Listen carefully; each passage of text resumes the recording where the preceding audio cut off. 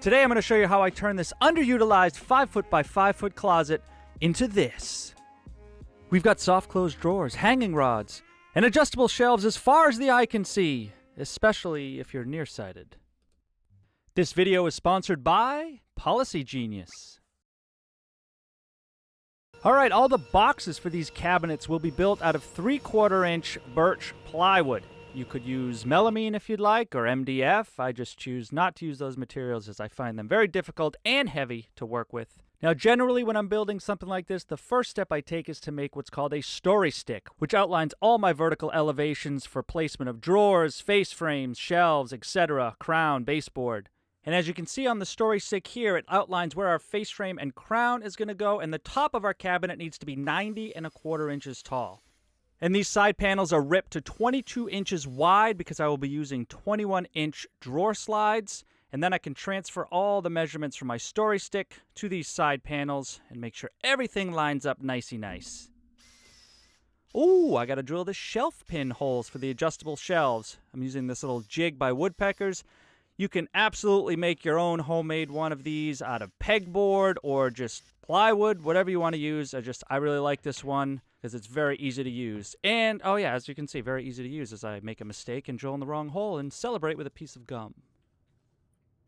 Then I can cut to the length the top, the bottom, and the 2 stationary dividers for this first cabinet, and then start to put this thing together. Now you might be wondering, hey, you're going to build that giant cabinet and manhandle it yourself? Yeah, I really should have built this out of 2 sections, and you'll see later more specifically why as I try to Tetris it into the small closet. But hey, you know, little entertainment value coming your way. And as you can see, I'm just using screws here, no glue. It's just not necessary. Once this thing is in place and the face frame on and it's locked in, it's going to be solid as a rock. And you can see already the difficulties I'm having just moving this box around in my shop. Never mind getting it loaded, up the stairs, and into the closet where it needs to go.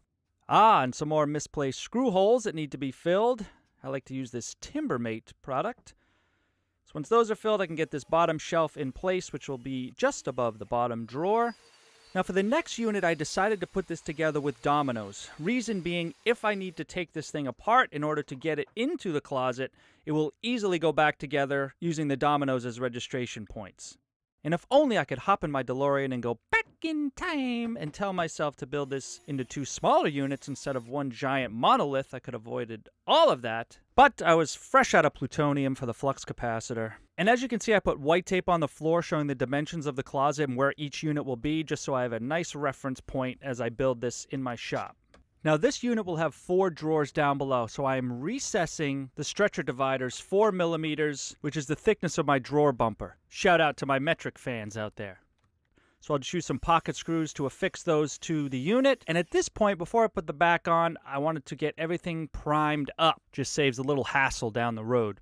Then I could rip down the stock for all my adjustable shelves. So since the cabinets are 22 inches deep, I'm going to take 3/4 of an inch off of that, and then a little bit of wiggle room, about 1/8 of an inch, and then I could glue on some edge banding, and then later I'll cut those into their individual shelves. Hey, okay, today we are in the belly of the beast. So what I'm going to do today is I'm going to rip out the existing rods, shelves, and then also all the existing baseboard. And then I'm going to build a platform for all the new units to sit on top of. And after that, face frames and painting and crown molding and new baseboard. Whew. Anybody want to help? Didn't think so. Okay, I will save you the hashtag demo day routine and show you that everything is now cleared out of there and we can start building our platform for our cases to sit on. I'm using some 2x6 material that I ripped down to, I believe, 4.5 inches because I had to take into account the height of the baseboard as well as the face frame. And then I could try to bring in the first unit. I'm not going to lie, it was harrowing at best. But once it was lifted up and on the platform, it slid into place nicely and fell into plumb and level. That's the beauty of building a platform first. It is so much easier to level that and secure it and then drop your cabinets on top. With the relief of that first unit installed, I went back to the shop to work on the corner cabinet, which was a little more difficult because this one was even bigger. And rather than notching out for the corner, I just decided to tack on a piece to make it bigger. That will all be covered with prime and paint. And then I could just start assembling as I did the other 2. Spoiler alert, this unit will have to be broken down into individual pieces just to get into the closet. And just to show you that I don't always use the domino, I busted out the biscuit joiner to put on this edge banding, which will be the fixed shelf in the upper corner. Now I will spare you the priming and transportation of these pieces, but here I am assembling it in the closet, which proved to be quite difficult, and a bit of a game of Twister and Tetris and pick-up sticks all at once. FYI, just wearing socks offers little to no protection from falling wood. So I drowned the pain in a Reese's peanut butter cup. You guys still cheesing or what? Josie! Oh my gosh. Josie. And because it was going to be virtually impossible to get into this corner cabinet later, I pre-drilled all the holes for the hanging rods just to save myself a little headache later. And with that slid in place, I could secure it to the initial cabinet that had been installed, and then... Okay, I guess it's not time for a snack break just yet. Let's install that final unit instead. So what I needed to do was bring in the unit, bring in the back, attach said back, and then employ the help of my brother-in-law to lift it up into place. And then... Okay, just had a meeting with the client, and we're going to make some changes in here. Even though we mocked this up and sized everything out, and we knew it was going to be kind of limited access here to get to the hanging rods for hanging clothes, we thought it was going to be okay. But after some further review, decided to make some changes. So we're going to push this cabinet back, which is going to open this space up. But in order to do that, I got to pull everything back out of here. This comes out, and then this has to come back to the side. I have to cut this down here, cut the bottom, cut up here, pull this whole unit out, cut the sides, cut the back, cut the shelves, put the whole thing back together so it won't be 16 inches deep, and redo the toe kick. A lot of work, but we'll put in a change order, and we'll make sure the client's happy. So with the other two units removed, I could remove the one that needs surgery, and then head outside and rip all my parts down to 16 inches, redo the holes for the adjustable shelves, bring it back upstairs, and put it into place. And with a fresh taste of deja vu, could lift that last piece into its forever home and continue on. And by the way, that took one full day to pull everything out of there, fix it, and get everything back in. Let's be honest. Nobody likes shopping for insurance, thinking about insurance, and nobody I know is talking about insurance over brunch. Wait, nobody I know is even having brunch, but be that as it may. So to most of us, insurance may seem unimportant until you need it. But are you paying too much for that insurance? Let Policygenius help you find out. Policygenius is America's leading online insurance marketplace, and they put the top home and auto insurance companies in one place for you to compare. And what about life insurance? You could save $1,300 or more per year by using Policygenius to compare life insurance policies. When I became self-employed at the beginning of this year, I needed to find a new life insurance policy that would ensure my wife would be taken care of in the event that anything happened to me. In less than 5 minutes, I had a quote from Policygenius and an email that allowed me to lock in that rate until I could make a final decision. And it's that simple. You can save 50% or more on life insurance by comparing quotes with Policygenius. So when you get in that fender bender at the grocery store, or a storm decides to drop a tree on your freshly painted white picket fence, now your first reaction is, phew, I'm safe. And secondly, thank goodness I have insurance. Now to see how much money Policygenius can save you, visit policygenius.com/Keith Johnson. That's policygenius.com/Keith Johnson to shop the market and start saving today. And thanks to Policygenius for sponsoring this video. And now it's Faceframe time. With that first piece plumb, then I can make my scribe line. And I'm cutting a slight back bevel on this. And I know some of you might think this is an unsafe method of freehanding on the table saw, but this is how a lot of finished carpenters do it, and it's how I was taught. It obviously just requires extreme care and caution. With that first piece in place, I could now loose fit my other pieces and get those cut to length and then pocket hole them together. I do not advise doing this on your client's finished carpet, but luckily with the dust-free extraction here, I got no dust on the floor. Some glue, screws, and then finagle this into the closet. Apply some glue, lock it into place, and then drive it home with some finish nails, which we'll fill later. And then using the same process of scribing the right-hand style first, and then cutting all my other parts to length. And I can glue and secure that, and then go around and fill all the nail holes and break all the edges with sandpaper. And I used maple for all my face frames instead of poplar. I just prefer maple because it is so much harder and is much more resistant to wear. And in case you're wondering, I used Sherwin-Williams Prep Right Pro Block primer for these units. Quick little tip on how I caulk all the corners. I use this little shark grip pry bar tool. I'm using Alex Flex caulking. First thing I want to do is seal all those corners nicely. And then using a wet finger, I smooth all that out. Now most people would stop there and leave a giant glob in the corner, like that. But instead, using this pry bar, and I wrap it around a wet microfiber cloth, or any t-shirt will do, and then just clean that out and make it nice and crisp in the corner. And then it's ready to be primed again, and 2 coats of paint. And while that was drying, I went back to the shop and cut down all the individual shelves to length, and the ones for the cabinet that we shrunk to 16 inches. I had to rip those down and then cut those to length. And now we work on our next problem, the baseboard. The one on the right is the existing house baseboard, and the one on the left is the scaled-down prototype that I made. If we had used the existing baseboard height, we would have lost almost 4 inches of vertical storage in the closet.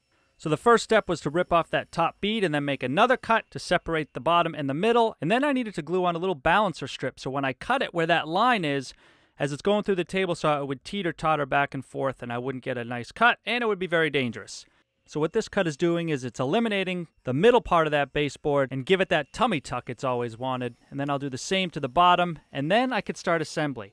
To do this, I'm using a tool called the Lamello Zeta P2, which is a biscuit joiner, but also has a specialized blade which allows you to use these little slip-in plastic connectors that lock into place just like clamps. So with a little bit of glue, I can snap these in, and I don't need any clamps at all, which is a beautiful thing. Now this is an extremely specialized tool and will run you about $1,500, so it's not for everybody. Now I did prime and paint this baseboard before install. I won't bore you with that process, but as I work my way around, I'll show you how I cope these corners. I do not miter them, I cope them. First step is to put a 45 degree in the opposite direction. Then I use a pencil line just so I can see my cut line a little better. I clean up some of the waste on the miter saw, and the rest I do with a coping saw. You can also do this with a jigsaw or a grinder. Basically clean out all that waste to the profile with a back bevel cut on it at the same time, and that's what it looks like on the back. It's just gorgeous. Oh wait, okay, that's better. And now when you slide it into place, it fits over that profile perfectly. Now I much prefer to cope over mitering. That way if that corner isn't a perfect 90, you're not fighting it, and this joint won't separate like a normal miter might. All right, time to work on the drawer fronts. I am using this white side rail and style bit set in order to create the profile for the joinery. Been using this set for many, many years. I'm very fortunate where I have 2 router tables, so I can set one profile up on one and one on the other, and then dial in the fit rather than swapping out the bits after each profile is cut and trying to get them to fit that way. And here's a quick picture of how that rail and style or cope and stick profile fit together. Now, since the Faceframe was already installed on site, I built one to the exact same dimensions on my bench so I could fit all the drawer fronts to that and know that they would fit. Now, in order to get the exact dimension for your rails, you have to take the measurement between each style and then add on 3/8 of an inch for the tongue on each side, left and right. This is pretty critical because I've screwed this up many a times and ended up with rails that were too short. So with my measurements all done, I could write down the cut list for rails and styles and then head to the table saw to rip everything down to width, which is 2 inches in this case. You may also notice that my parts look a little thicker than 3/4. I like to go 7/8 or above on face frames and drawer fronts just to give it a little bit beefier and more custom look. To cut the cope part of the joint, I'm using what's called a coping jig. This one is by Infinity Tools. This keeps the material securely in place as well as keep my hands far away from the blade. A critical part of this operation is putting a piece of scrap wood behind it to prevent any tear out. You're still going to get a little fuzz on the top, but that will sand away quickly. You could also eliminate that little sliver of wood at the bottom by raising the bit, but I'll get rid of that later. And this is what happens when you don't put a sacrificial piece there to prevent tear out. Yeek! Now, since you are chewing through end grain here, feed rate is very important. It should be slow and controlled, and you should be applying force against the fence as well as down on the table as you move forward with your cut. And here's how I get rid of that little cling-on piece. And the reason that's there is because I'm going with a little bit thicker stock, but I didn't want to raise the bit and change the dimensions on that top fillet on the profile. And for the panels on the drawer fronts, I'm using 1/2 inch MDF that I have pre-primed. And then what I'll do is I will rabbet out the back on the table saw. This aligns the back of the panel with the back of the rails and stiles so that when I screw on my drawer handles, the panel won't collapse as it would if we just use a 1/4-inch MDF and left a gap behind there. So with all the parts cut and joinery routed, I could glue them up one by one, check for square. Then once those were dry, I could sand everything flush.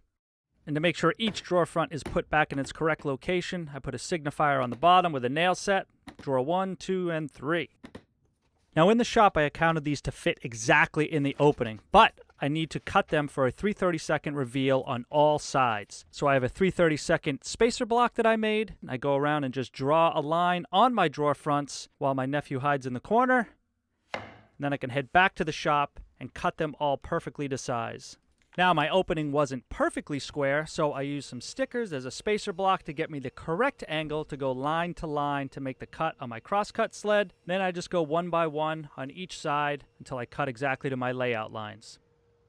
With those now perfectly sized to fit my opening, I could prime and paint all the drawer fronts. I'm using a 3-stage Earlex HVLP gun to apply the primer. Once that is dry, I do a quick scuff coat with 320 just to rough up the surface and break down any dust nibs and get it ready for paint. And my preferred choice of paint for any built-in or trim work is Benjamin Moore Advance. I've been using this for many, many years. I absolutely love it. You don't need to put a top coat on this, but I always do just to give it a little added protection. And for that, I'm using this, the Benjamin Moore Stay Clear acrylic polyurethane. This is a water-based product. It is a low luster, much like a satin. Now, unfortunately for me, everything in the closet had to be done by hand, including all the painting, all the top coating. I'm just not set up with the proper ventilation equipment to spray indoors in someone's home. And one last thing before I could put this whole thing together was to tack on some spacer blocks for the drawer slides. Now, the Bloom drawer slides I am using are for inset drawers, so they need to be set back from the face frame a certain distance. Once the slides were in, I could install the locking devices, and then one by one put in each drawer and check the soft close. Now, there are many ways to mount the drawer fronts to your drawer boxes. I like using double-sided tape, one piece on the drawer, one piece on the drawer front, and stick it, clamp it, and then I can drill the holes to permanently mount it. Now, you may be asking, hey, where'd those dovetailed drawer boxes come from? Most of the time, I will farm these out to a drawer making company. It is a lot cheaper to have someone else make them than for me to do them in my shop. So then using my 3/32 spacers, I just make my way up one at a time, stick it, squeeze it, clamp it, screw it, and push it closed.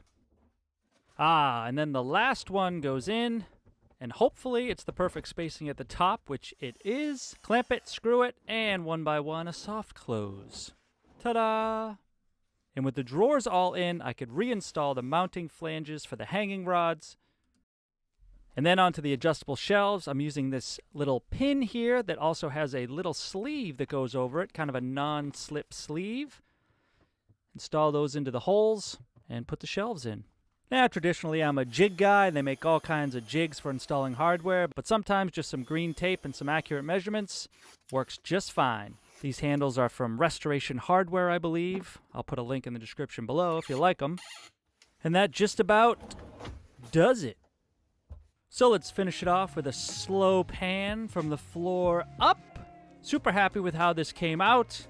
I would definitely do some things different next time. Let me know in the comments below what you might do differently to suit your needs a little bit better.